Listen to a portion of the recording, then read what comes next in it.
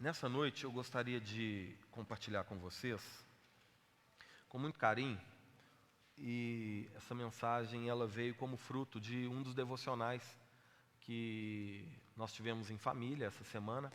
Toda semana a gente tem um culto doméstico, a gente tem um tempo, né, para poder a gente se reúne em família, eu, minha esposa, os nossos filhos, e essa foi uma das palavras que o Senhor compartilhou a nós, e o Senhor propôs ao meu coração também que fosse compartilhado aqui, porque é algo muito importante para nós nesses dias onde o desejo por viver cada dia melhor tem roubado os nossos corações. A satisfação por viver uma vida cada dia melhor, uma vida natural cada dia melhor, tem muitas vezes nos feito perder o foco do que de fato é o desejo de Deus para mim e para você. Essa semana, na semana passada, na verdade, nós assistimos um filme lá em casa. Um filme assim, bem tranquilo, um filme de guerra. E só tem homem lá em casa, né, gente? Eu, a Lila, eu e os meninos. Então, tem um pelotão formado lá. E a gente ferve lá no filme de guerra e depois a guerrinha com o Nerf. É uma bênção. Quem tem filho sabe. E nós assistindo esse filme, não era um filme cristão, era um filme que falava sobre o atentado de 11 de setembro e o primeiro pelotão americano que foi enviado ao Afeganistão logo depois do atentado. Então o atentado foi em 11 de setembro, no dia 16 de outubro, o primeiro pelotão americano desembarcou lá no Afeganistão a fim de se unir, isso é história real, viu gente? A fim de se unir a uma milícia, a um grupo armado que tinha por objetivo tomar o poder de um grupo rebelde que tinha dominado uma cidade. Então, é esse o enredo do filme. Mas o que me marcou nesse filme foi uma cena em que o capitão do exército, da tropa americana, está conversando com o chefe dessa milícia. Eles estavam escondidos numa caverna, e aí eles estavam planejando um ataque. Aí o capitão americano falou que não concordava com a maneira com a qual aquele miliciano, aquele combatente lá do Afeganistão queria fazer, porque eles iam perder muitos homens se o ataque fosse feito daquela forma, e que ele não tinha ordens para aquilo. Aí a primeira coisa que o afegão falou para o capitão americano foi o seguinte: essa é a diferença entre você e eu. Você tem muitas outras autoridades sobre a sua vida. Sobre a minha vida, só tem Deus. E Deus me mandou ir. Foi a primeira coisa, que eu já fiquei assim, espantado. Só que aí a conversa deles evoluiu ali, eles fizeram um ataque, morreu um monte de gente. Aí o capitão americano foi lá falar assim: tá vendo? Mas eu avisei, mas eu falei. Você devia ter me ouvido, não era para fazer desse jeito. Aí o afegão virou para ele e falou assim: olha, você sabe qual que é a outra diferença que tem entre eu e você? É porque eu sou guerreiro e você é só um soldado. O problema é o coração, é o seu coração. Você vive num lugar, olha o que o moço falou no filme. Você vive num lugar onde esta vida que você vive é muito melhor do que a vida que está por vir. Por isso, vocês valorizam muito mais essa vida aqui. E se esquecem de fazer as coisas em prol da vida que está por vir. Aí depois daquela hora eu já falei: entendi, Senhor. Porque Deus fala com a gente do jeito que Ele quer falar. Sim ou não? A questão é o quão sensível a gente está para ouvir a Deus. Eu ouço Deus o tempo inteiro. Através dos louvores, através dos irmãos, através de um filme, através de uma música, mas essencialmente através da palavra. E esse texto aqui, que Lucas registrou, e Lucas era um pouco diferente dos demais evangelistas. Lucas tinha uma preocupação em contextualizar e em detalhar tudo o que estava sendo proposto. Ele fala um pouquinho sobre isso, sobre o quão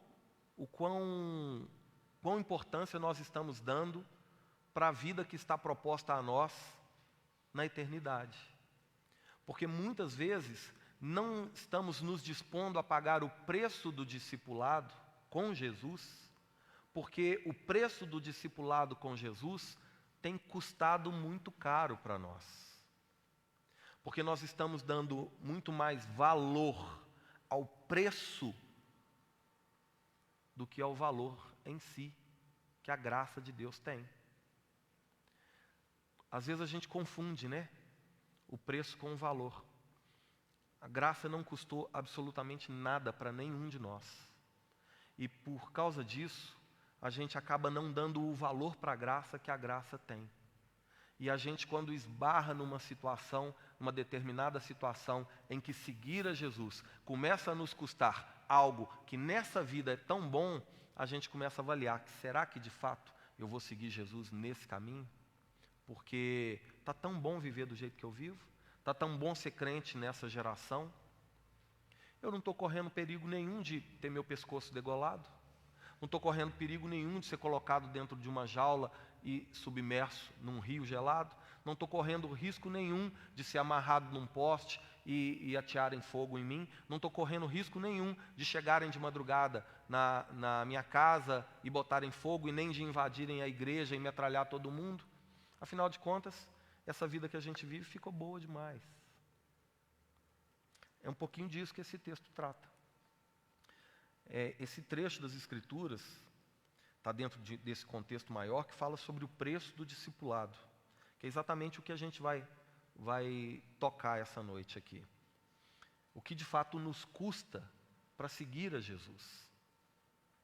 Pois, como eu disse, a gente não pode confundir o preço da graça, porque para nós ela não custou nada, com o preço que a graça tem, que deveria ser absurdo para cada um de nós. Porque é exatamente essa graça que faz com que possamos nos achegar diante de Deus. Porque a gente, através da fé, a gente toma posse da graça, abraça o perdão que Deus tem por nós, e então a salvação que Ele tem proposta, para uma vida eterna ao lado dEle. Logo, não valorizar a graça é desvalorizar, inclusive, o sacrifício de Jesus naquela cruz.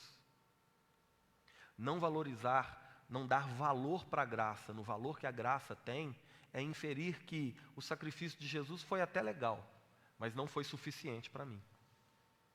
Entende como isso é arriscado? Como isso é perigoso? Olha só, logo no verso 25, aqui em Lucas 14, a partir do verso 25, Jesus está falando então sobre o que custará para todos nós o seguir. O que custa para quem quer, de fato, se tornar um discípulo de Jesus, um seguidor de Cristo. Olha só, logo no verso 25, a Bíblia diz que uma grande multidão acompanhava Jesus. Multidão é uma coisa, irmãos, discípulo é outra coisa. Multidão anda atrás de conveniência, atrás do pão, atrás do milagre, atrás da profecia, atrás da bênção, atrás da resposta. Multidão anda atrás não de Jesus, mas do que Jesus pode fazer. Quem está me entendendo? Haja vistas, nos dias de hoje, as chamadas igrejas da teologia da prosperidade. Aquelas que pregam e ensinam que se você der 1.000, você vai receber 10.000. Se você comprar o grão de feijão por R$1.000, você vai ficar livre do coronga. Aquelas que ensinam que se você... Enfim, vocês já sabem, né? Haja vistas esse tipo de coisa. Fala que é campanha da prosperidade, ou é bom, gente, ou pelo menos deve ser muito bom ser próspero assim, né? E cura também é maravilhoso, o homem precisa disso, ou o homem deseja isso.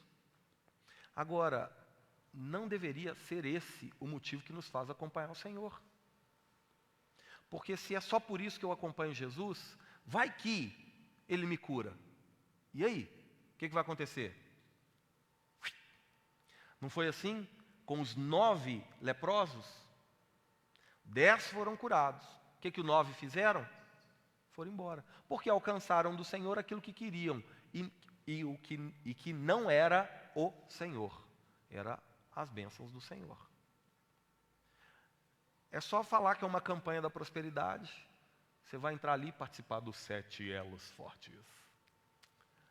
E lota de gente. Ou aparece um tal de profeta que está aí agora revelando que você tem uma herança por parte de um tio que você não conhece e que vai tomar posse, e que vai descer do céu e que vai encher. Lota de gente. Vai atrás. Isso é multidão.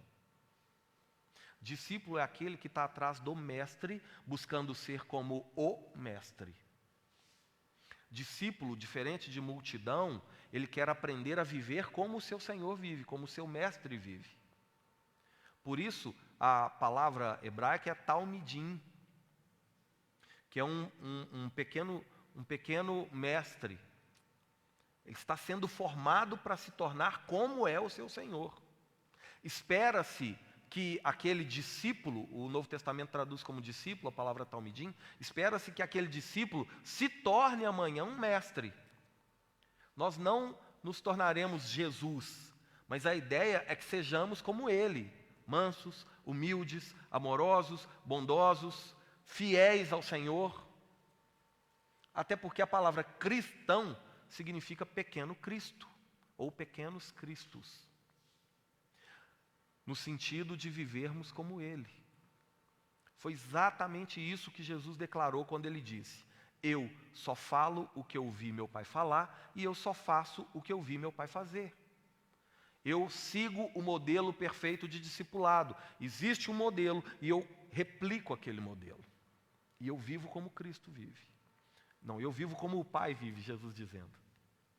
E se nós somos talmidim de Jesus, discípulos de Jesus, a fim de nos tornar como Jesus é, ou no caso, pequenos cristos, eu devo segui-lo, falar como ele fala, fazer o que ele faz, ir aonde ele vai, agir como ele age.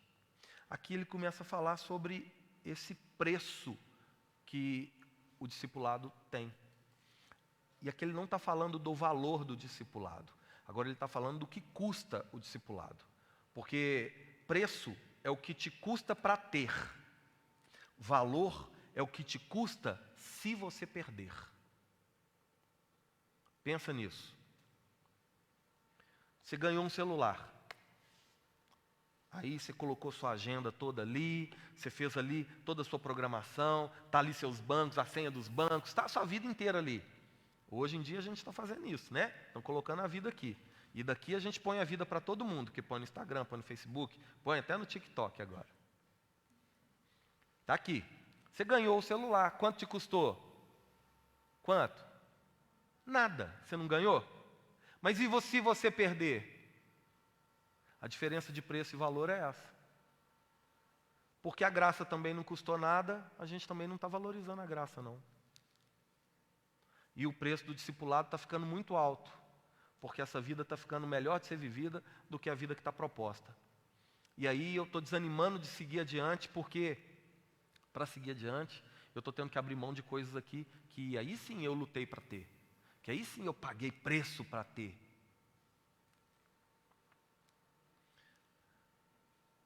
Tem muita gente então seguindo a Jesus, não por quem Jesus é, mas por aquilo que podem conseguir de Jesus. E esse é um motivo para segui-lo, mas é o motivo errado. Pode-se seguir a Jesus pelo poder de Jesus? Pode. Pode-se seguir a Jesus pela capacidade que Jesus tem de curar, de abençoar? Pode. Mas não é o motivo certo para a gente seguir a Jesus. Se a motivação não estiver em Cristo, nós não conseguiremos suportar o preço que irá nos custar para seguir adiante. Se não for Jesus o motivo, o propósito de seguir, de estar caminhando com Ele, se não for Ele, se for só as coisas que Ele faz, nós vamos ficar pelo caminho. Ou porque vamos conseguir, ou porque não vamos conseguir. Porque aonde que foi nos dito de que Deus tem que fazer por nós? Deus não tem que fazer por nós. Deus faz se quiser, se estivermos e se estiver dentro de um propósito maior. Caso contrário, não. Deus não tem que nos abençoar. Deus não tem que nos prosperar. Deus não tem que nos curar. Deus não tem que trazer a esposa amada em 7 dias. Deus não tem. A própria Bíblia diz, Paulo escrevendo aos Romanos, que Deus prova o seu amor por nós, em que Cristo Jesus morreu naquela cruz, quando ainda éramos pecadores. Não existe prova de amor maior do que essa. Nós éramos ofensores, inimigos de Deus. E mesmo assim Ele já provou esse amor, entregando o seu Filho, se entregando naquela cruz por mim e por você. Pagando nossa dívida. A condenação que nos era justa foi desviada de nós e aplacada em Cristo por causa do amor de Deus. Então Deus não tem que. A gente tem que parar com o eu determino. A gente tem que parar com, eu ofertei, Deus vai ter que me dar. Não vai ter, irmãos. Estamos vivendo um discipulado distorcido. Nunca foi esse o propósito, nunca foi isso ensinado por Jesus. Estamos seguindo a Jesus pelo motivo errado. E aí, a pergunta que deve nos incomodar é: será que estamos de fato seguindo a Jesus? Porque o discipulado tem um preço, e esse preço é alto. É possível para todos, porque o Senhor não traz sobre nós nada que não sejamos capazes de levar. Porém, nem todos vão estar dispostos. Logo, a salvação ela é para todos, mas nem todos vão se dispor a ela. Aqueles que estiverem com o coração firmado nessa vida, não irão se dispor a abrir mão disso aqui para viver isso aqui. Talvez porque nem tem mais conhecido isso aqui. Tem vivido tão deslumbrado com isso aqui, que já nos esquecemos disso aqui. Se a motivação não estiver em Cristo, então a gente não vai conseguir suportar esse preço de seguir a Jesus, esse preço, o que nos custa para seguir a Jesus. A Bíblia vai dizer no verso 26, aqui de Lucas 14, que se alguém vai a Cristo e não aborrecer pai e mãe, aborrecer mulher e filhos, aborrecer irmãos e irmãs, aborrecer a própria vida. Agora, eu queria ter uma resposta mais branda para esse aborrecer. Mas a palavra grega é mísio, que significa odiar, rejeitar. Agora, por favor, entenda que a Bíblia não está nos dizendo para a gente rejeitar o pai e a mãe, para a gente rejeitar os filhos, para a gente rejeitar a esposa, para a gente rejeitar a própria vida. A Bíblia está nos ensinando e está nos propondo rejeitar aquilo que nos impede de seguir com Jesus. E por favor, coloque amor no que eu vou te dizer. O preço do discipulado é alto, sim. E se para seguir a Jesus você precisar deixar pai e mãe, você vai precisar deixar. Se para seguir a Jesus você precisar deixar marido e filhos, esposa e filhos, você vai precisar deixar. Porque a salvação, ela é pessoal. Eu sei que é muito difícil para ouvirmos assim, principalmente para nós que somos pais. Mas é o preço do discipulado. Agora, aborrecer pai e mãe não significa afrontar o pai e a mãe. Significa, por causa de Jesus, muitas vezes, deixar de estar com o pai e a mãe, com os filhos, com o marido, com a esposa, deixar de participar daquela vida cultural da família. Quer ver um exemplo de aborrecer? Tem família que tem um hábito, é da família, não é nem maldade muitas vezes, mas é hábito de falar palavrão. Alguém conhece alguma família assim? Todo mundo fala, a criancinha fala, a vovó fala, todo mundo fala. É tudo neto da Dercy Gonçalves. Todo mundo fala. É cultura da família. Mas aí o cara vem a Cristo. E aí, apesar de ser algo tão natural dentro daquele contexto familiar, ele ali já não vai mais se portar daquela forma. Ele falava palavrão. Isso era natural na mesa do café, no almoço de família. Mas agora ele não fala mais. Agora ele se policia. Agora ele vigia. Agora ele se preserva. agora ele coloca Cristo como prioridade, também num detalhe tão simples. É esse o aborrecer que a Bíblia fala. Se tem algo nesse contexto de família ou na própria vida que nos impede de seguir adiante com Jesus, que nos impede de apresentar Jesus com o nosso testemunho, a gente escolhe seguir com Jesus e apresentar Jesus através da nossa vida do que continuar participando daquele contexto. Quem está entendendo? A gente vai fazendo escolhas, vai fazendo renúncias. Inclusive, se você der uma olhadinha no título aí dessa perícope que está na sua Bíblia, tá? O serviço de Cristo exige, na maioria das Bíblias está escrito abnegação. Não é verdade? Abnegação é uma renúncia em prol de um propósito maior. Abnegação não é simplesmente deixar de fazer. Abnegar é deixar de fazer certo do porquê está deixando de fazer. É deixar de fazer ou é se dispor a viver uma vida altruísta. Abnegação significa eu deixo de viver por mim mesmo para viver em função de um propósito. Abnegação, que está diretamente ligada ao altruísmo, significa que a partir de agora, esse serviço a Cristo, para servir a Jesus, para seguir a Jesus, para me tornar discípulo dele, para pagar o preço do discipulado, eu escolho viver em favor do próximo e não mais de mim mesmo.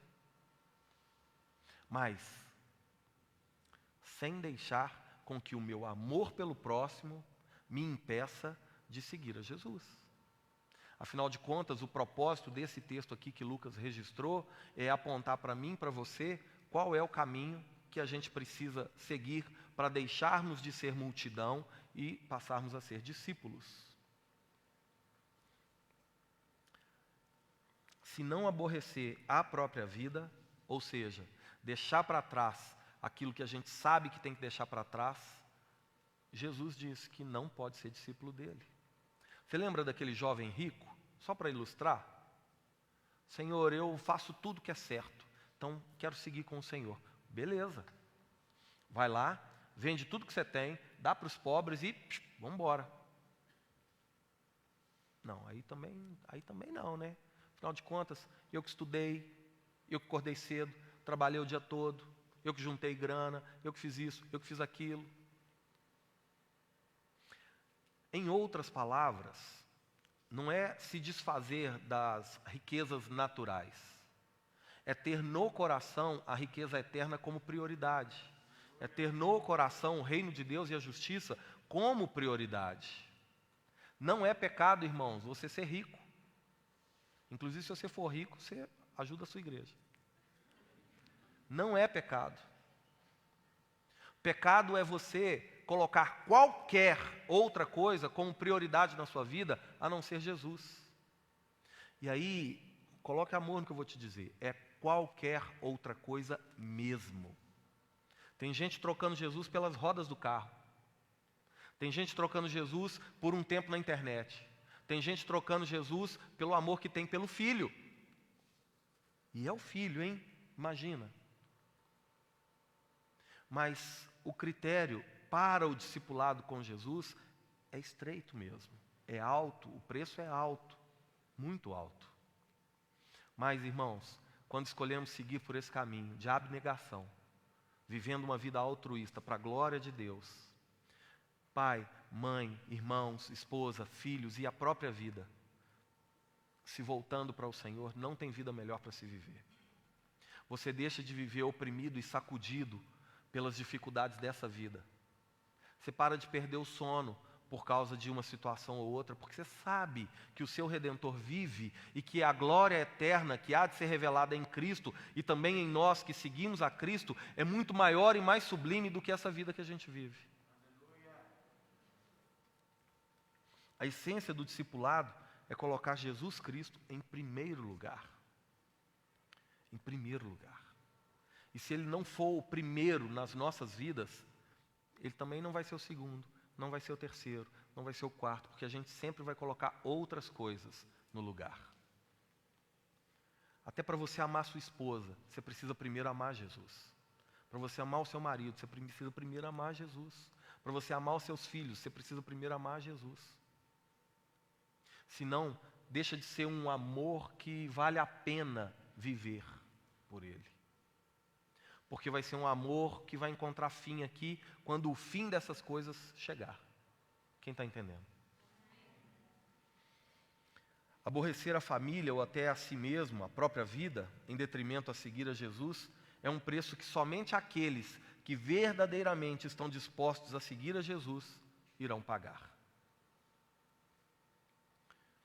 Muitos talvez vão se contentar com uma bênção, com uma cura, vão se contentar com uma profecia, vão se contentar com...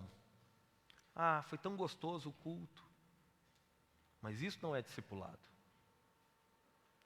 E a proposta do discipulado é com Cristo, é com Jesus. Eu posso ser uma bênção na sua vida, irmãos, ou posso ser uma maldição na sua vida. Se você colocar a sua expectativa de um discipulado com Cristo em mim, eu vou me tornar uma maldição para você. Porque eu não sou Jesus.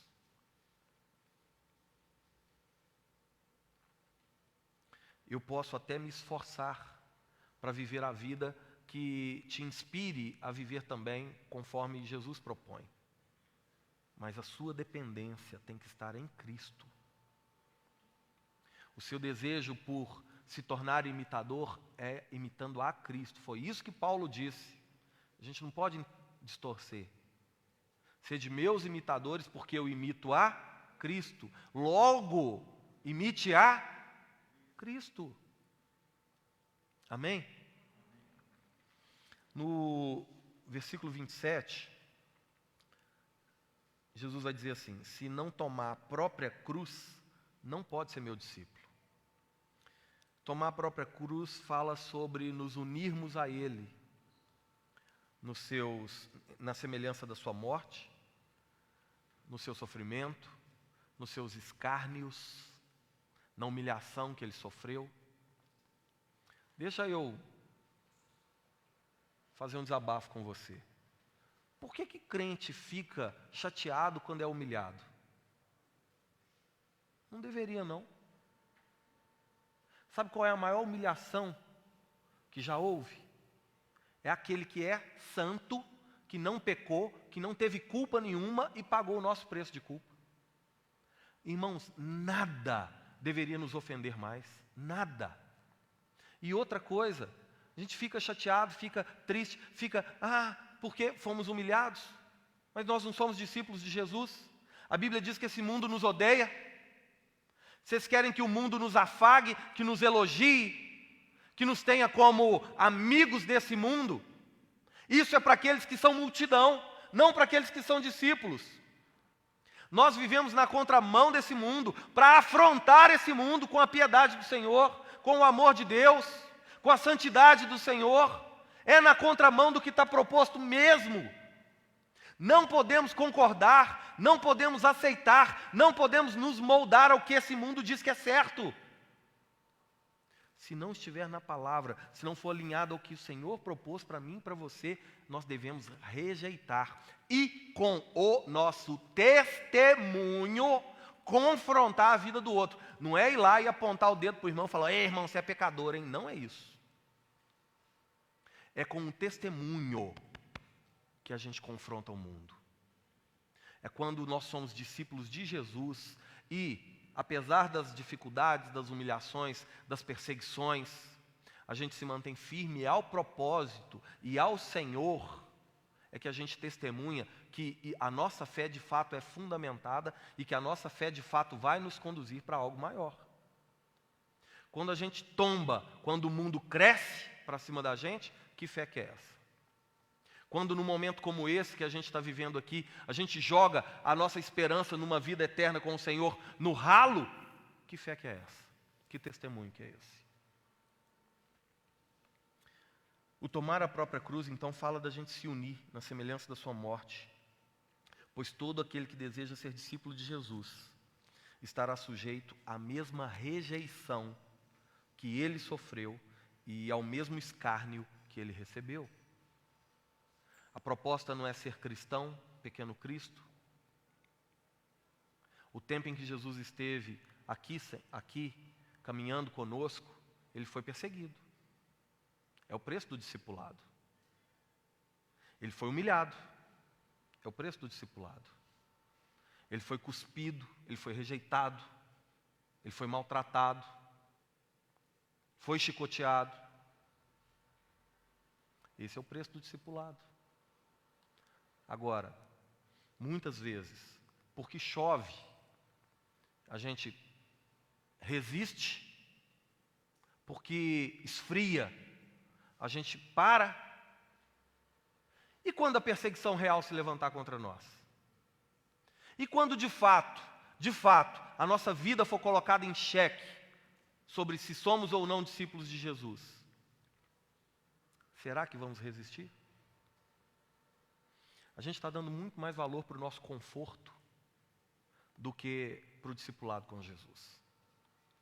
A gente está se importando muito mais com se tem vaga de garagem para chegar na igreja, se o departamento infantil tem estrutura ou não, se tem ar-condicionado ou não, se o som é top ou não, se a banda é de primeira, se o pregador é assim assado. Não é isso que tem que estar em primeiro lugar. O que tem que estar em primeiro lugar é a palavra que está sendo ministrada.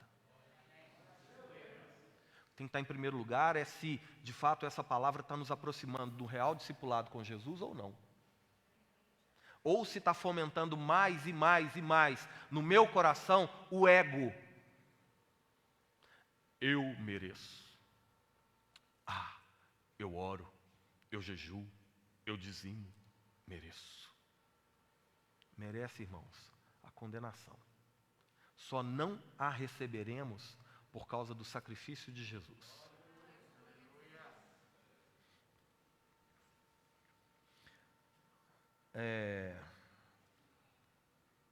Os muçulmanos que passam a seguir Jesus, eles são rejeitados, literalmente rejeitados pela sua família, e correm risco de morrer.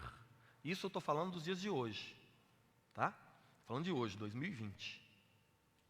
Se em meio a uma família de fé muçulmana, Jesus alcança alguém ali, e aquela pessoa chega para o pai, chega para a mãe, chega para a esposa, chega para os filhos e fala assim: olha, agora eu sou de Jesus. Essa pessoa ela é expulsa de casa. E quando ela sai de casa, ela está sujeita a ser apedrejada e morta, sem que o pai interfira. Para nós, isso pode parecer algo impactante, mas é uma realidade para muitas pessoas. É uma realidade hoje em dia para muita gente. Eu tenho muitos amigos na África, irmãos. E se vocês soubessem o que acontece na Nigéria nos dias de hoje, vocês ficariam horrorizados. Lá, os nossos irmãos, eles saem para cultuar no templo, assim como nós. Eles saem para cultuar, sem saber se vão voltar. Mas eles vão. Eles vão. Eles não perdem uma reunião, eles não se atrasam para nenhuma reunião, e eles não se importam com que tempo dura uma reunião. Tanto é que eu e o Paulo experimentamos lá um culto de... Começou que hora, Paulo? No Zango? E terminou que hora? 6:30 da manhã e terminou quase 2 da tarde. Na outra oportunidade que eu tive lá, participei de um culto de 12 horas. Hoje, irmãos, a gente conta no relógio. Passou do horário. Passou do horário. Não, meu ônibus passa tal hora, se não só tal hora. Eu entendo tudo isso, entendo de verdade. E eu me esforço para que você não seja prejudicado. Só que, cuidado com que condições você coloca para seguir a Jesus. Se for tal pregador, eu vou. Se for tal dia, eu vou. Outro dia não, porque tem jogo do Galo. É um motivo bom, mas não justifica. Se for até tal horário, ok. Se for assim, assado, daquele outro jeito, não. Aqueles que querem seguir a Jesus devem estar dispostos a viver para Ele, mas também a morrer por Ele.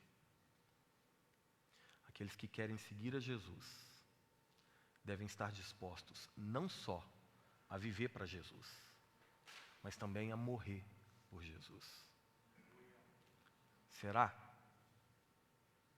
que estamos dispostos a morrer por Jesus?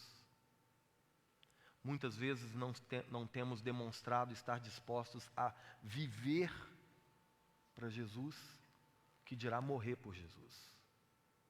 É uma reflexão que precisamos fazer, principalmente nesse tempo, irmãos. Principalmente nesse tempo, aonde a cada dia, se você ainda não percebeu, por favor, abra os seus olhos. A cada dia, a liberdade conquistada por nós, lá naquela cruz do Calvário, tem sido nos retirada, devagarzinho, detalhe por detalhe. Afinal de contas, você está amordaçado hoje, sim ou não?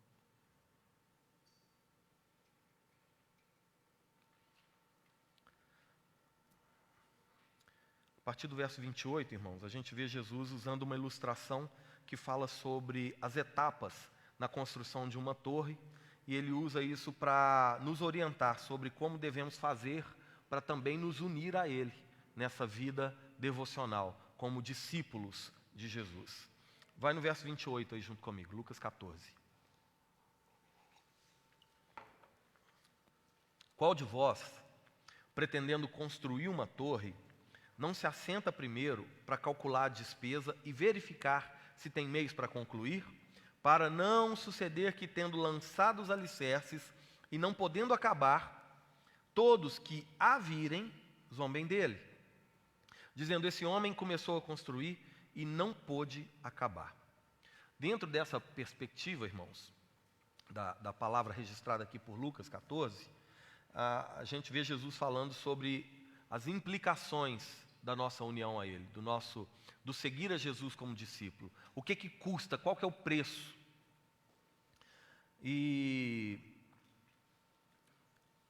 tomando esse exemplo de Jesus como mestre, que devemos viver seguindo os seus exemplos, ele traz aqui essa analogia com a construção de uma torre.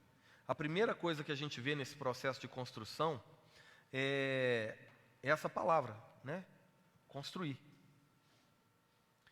Porque a nossa unidade com Cristo, ela não é um passe de mágica. O discipulado é um processo.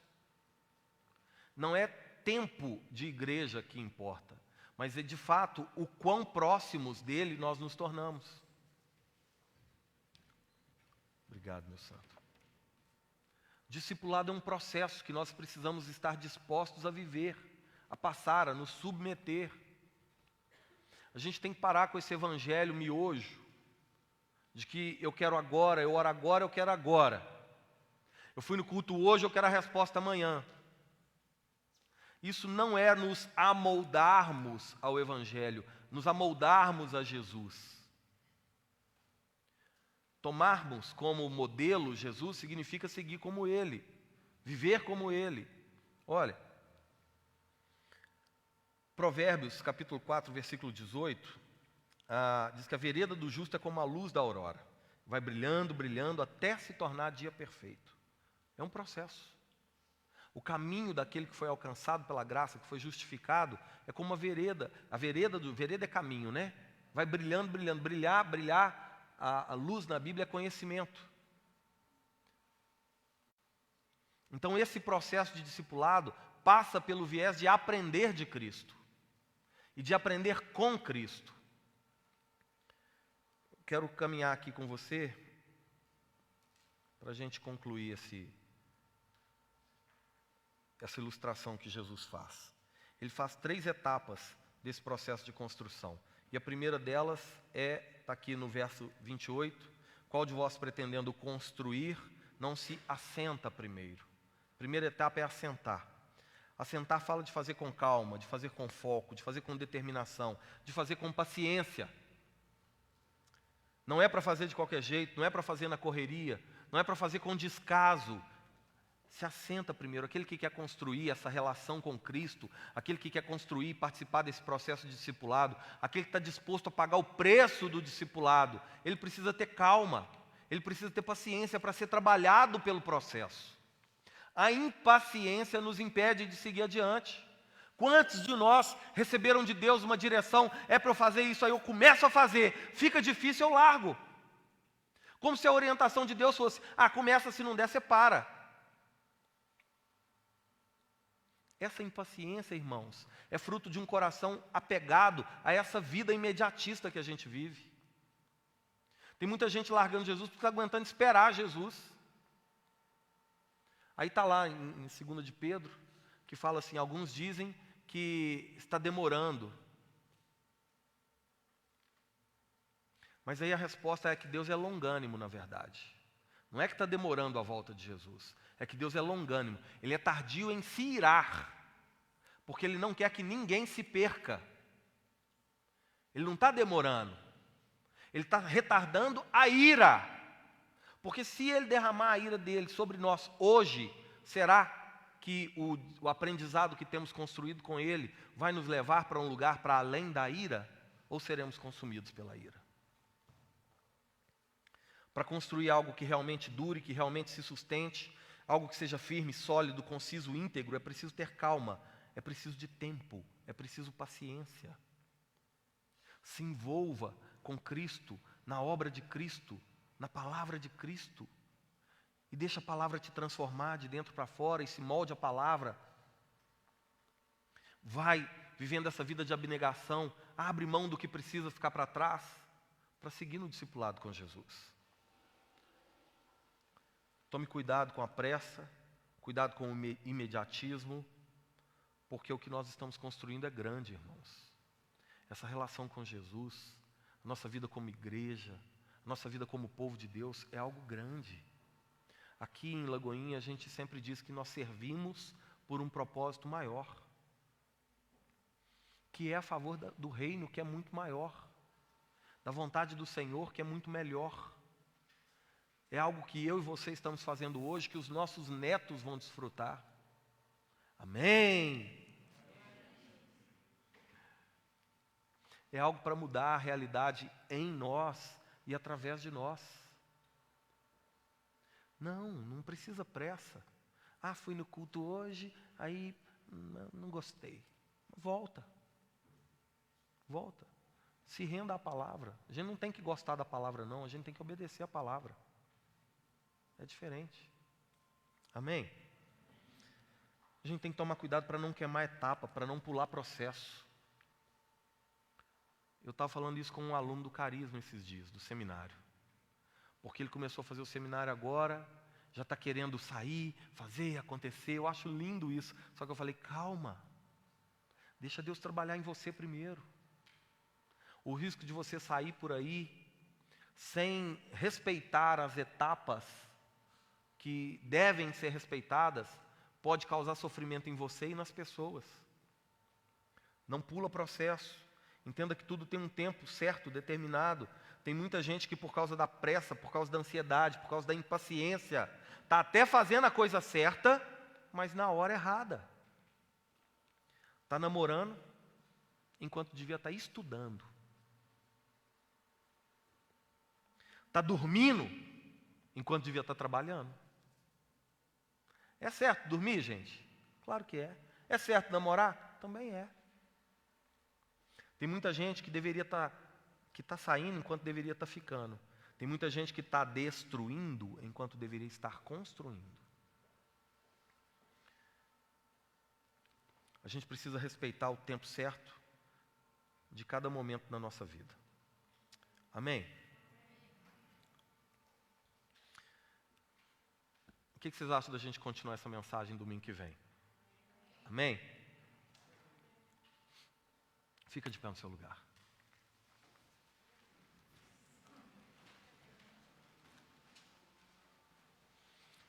Eu já falei aqui em alguns outros encontros, o meu propósito como pregador não é, nem nunca foi, e em nome de Jesus nunca vai ser, te impressionar com retórica, com homilética, não é emocionar você. Chorei tanto no culto. Não é esse o propósito.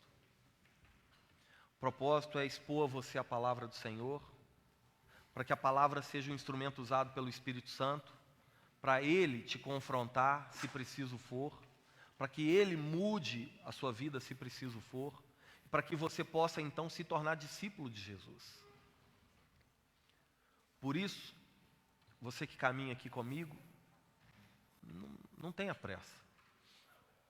Se a gente precisar ficar um mês em cima desse texto, vamos ficar, mas vamos aproveitar e saborear e desfrutar daquilo que o Senhor quer para nós e tem para nós. Amém? O propósito é compreendermos a palavra do Senhor, para que a palavra faça sentido para as nossas vidas, para que amanhã, lá na sua casa ou no seu local de trabalho, ou em meio aos seus familiares e amigos, você possa compartilhar com eles da palavra e assim levar adiante aquilo que transforma, salva, cura. Amém? Quero convidar você a ter mais um tempinho de adoração. Só que eu gostaria que você se dispusesse nesse momento, último momento de adoração em comunidade essa semana. Amanhã já começa, hoje começa uma nova semana, na verdade, né? Mas o último momento de adoração hoje, em família. Então, mesmo apesar da máscara, deixa o Senhor se alegrar com a sua devoção, com a sua adoração. E enquanto a gente adora, eu gostaria também que você orasse comigo, para que o Senhor guarde no seu coração a semente da palavra que nos foi lançada essa noite.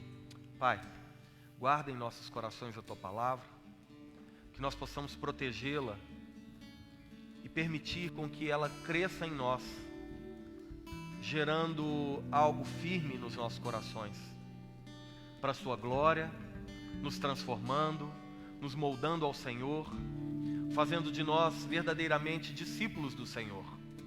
Em nome de Jesus, que possamos, Senhor, com o nosso testemunho, declarar a nossa fé e a nossa dependência. Que a palavra que nos foi ministrada essa noite gere mudança nas nossas vidas.